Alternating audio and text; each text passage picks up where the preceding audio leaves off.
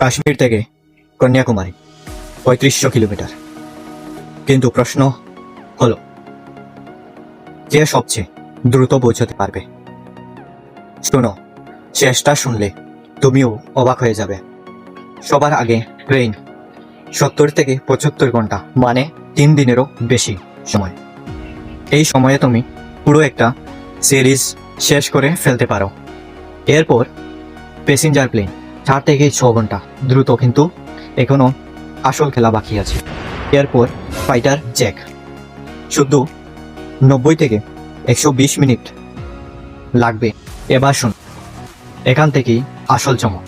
BrahMos missile ৬০ থেকে ৭০ মিনিটে ৩৫০০ kilometre, চোখের পলক ফেললেই এটা পৌঁছে যাবে।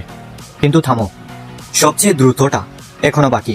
অগ্নি ব্যালিস্টিক মিসাইল মাত্র ১৫ থেকে ২০ মিনিটে কাশ্মীর থেকে কন্যাকুমারী। ভাবতে পারছো, যেখানে ট্রেন লাগে ৩ দিন, সেখানে মিসাইল লাগে শুধু কয়েক মিনিট। কমেন্টের মধ্যে সবচেয়ে পাওয়ারফুল কোনটা জানিও।